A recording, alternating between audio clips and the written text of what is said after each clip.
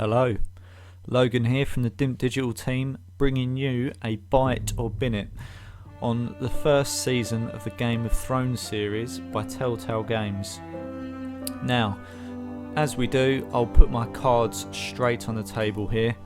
I am playing this game on my Xbox One, my trusty Xbox One, and I have played through a few of these Telltale series now. I've played through Tales of the Borderlands, I've played through The Walking Dead Season 1, I've played Episode 1 of Minecraft, so I think I'm in a pretty good position to sit here and see how this one stacks up against the others. I am a massive Game of Thrones fan as well, by the way, so I know all the characters from the story, I'm really into it, I've watched the whole series, I'm fully up to date. So when I remember seeing this sort of episode 1 come out, I was really excited for it. I thought, right, okay, let's get into it, let's see what they do with this Game of Thrones situation and how they can progress the storyline, and I was hoping it would run in parallel to sort of what's already going on, so you know the areas, or that you know King's Landing, etc. But I was hoping that they didn't try and get or crowbar in the real characters, and they do, but they don't. You're in this game focusing pretty much solely on the Foresters, a family called the Foresters, and their benefits, and you progress along probably about 5 different characters in this series, which, when you consider the other games, if you like, what they're going on, is probably maximum 2. I mean, you never really get to that many story arcs. You've got other characters there, but they're not controllable. In this one, I think you can control up to 5 characters, and that for me is a lot. There's a lot for me to care about, there's a lot for me to focus on. And that leads me nicely into sort of my starting point for the review of this game, is that there's too many characters, there's too many story arcs going on at one time, and although that's okay for the story in the actual series, it doesn't leave a good game there. Without having a 5-hour episode, you're always going to be struggling to get to the depth of character that Telltale needs. I mean, the Telltale games for me are built upon you getting to know that character, making choices as if you think that character would, learning their personality, and almost caring for them in a way that you should. And because you can't get into that level of detail here, it makes it hard for you to care, and your decisions just become a bit thoughtless at times, and you just go, yeah, I'll do that to see what happens, or some storylines you might not even care about. And I think that's a real shame, because that isn't what Game of Thrones should be about. You should really care what happens to these people. You should want each of your decisions to matter, and although they do, I feel like subconsciously you're not really that careful with it, which is a shame.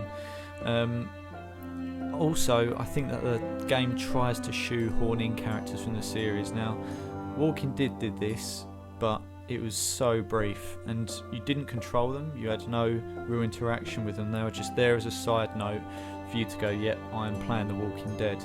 Now, in this game, you see Jon Snow, you interact with him, Cersei, Marjorie, Tyrion, they're all there, but none of them add anything to the story. They're not bringing anything, and they're not in there briefly enough for you to go, yep, I'm playing that, I know where I am. You sort of interact with them, and you feel like some of your decisions actually might have an impact, and without being too much of a spoiler, they never do. They're not big decisions for me, and I think, right, well, if you're not going to make them a big part of the game, then don't put them in there like that.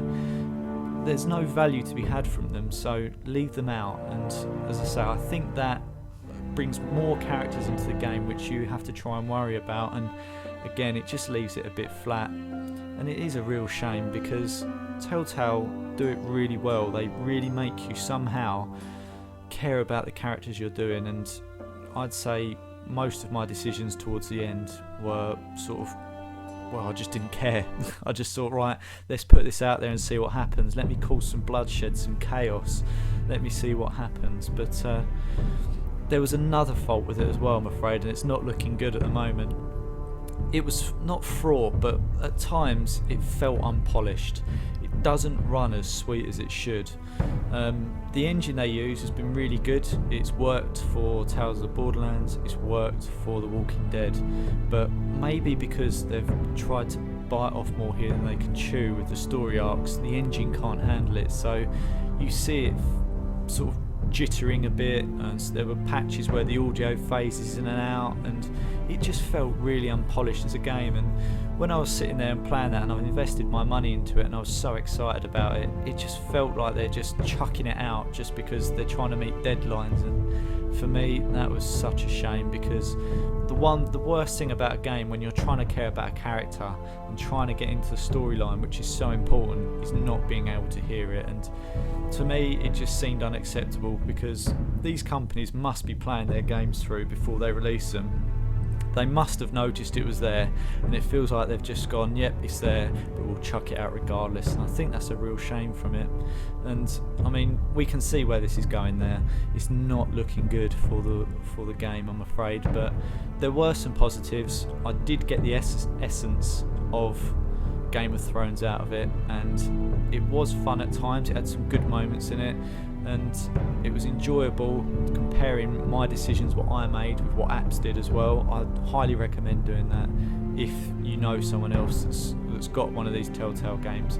Share your decisions, see what you did, see what you could have missed out on. I think it's great. But let's wrap this up.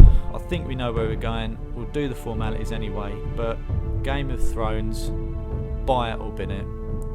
Fucking bin it.